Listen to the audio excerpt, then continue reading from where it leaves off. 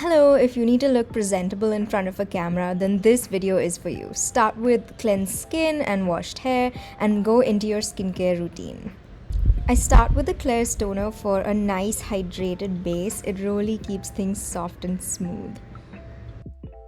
Then come actives. Right now it's the vitamin C from CosRx. I do this because it helps keep my skin protected with all of the makeup. Plus it's moisturizing and also super repairing. If I'm filming in the day, then I apply sunscreen because I sit in front of a window, and also I use it in place of my moisturizer, so I don't need too many steps, plus it keeps my skin dewy. If you're filming, you might need a little more strength in your base, so I use the MAC primer, but I only use it for when I have to apply heavy makeup. It's really lightweight and it didn't feel like it was clogging my pores, plus it really controlled the oil. Okay, now the strobe cream is my favorite because I don't really like highlighter. I find it powdery and it enhances my texture, while the strobe cream really adds this beautiful subtle highlight instead, and it highlights my high points really well through the makeup. Honestly, it's so pretty. If you're not filming, you can just wear this and be done for the day. Okay, that's it for my base, so we let it settle and move into hair. I like keeping my hairstyle really clean and neat when I'm filming, so it's not distracting and not in the way of any makeup or skincare. It's a very simple, effective way of getting rid of flyaways while also looking really refined and elegant. I brush out my hair and tie it in a low ponytail so that it adds a little more length to my face.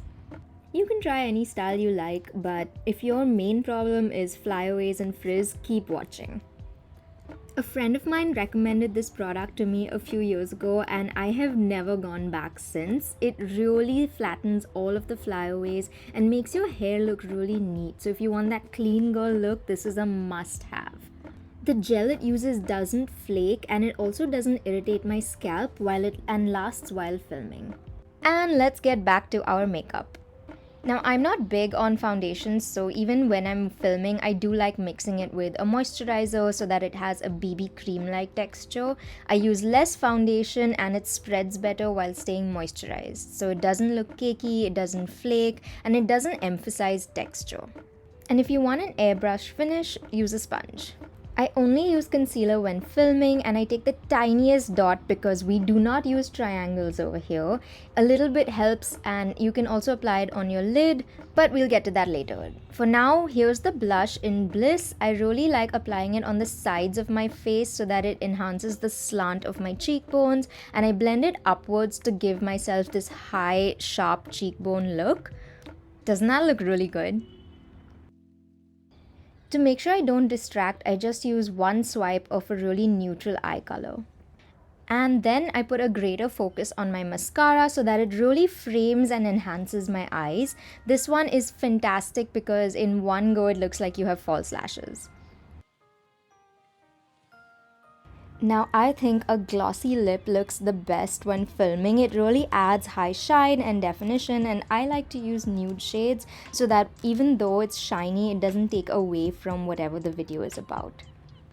And that's it. I hope you enjoyed this mini tutorial. I really love how this look turned out, and I hope that you try it out. And if you do, please let me know in the comments. It's a really great look under studio lights, but if you are going out with this look or need it when you are in another space, then I did try adding clips where I turned down the temperature of the light so you could see what it looks like in a more natural setting. It still works and it looks really pretty and subtle, so if you want to use it outside of any kind of camera work, you can. See you next time!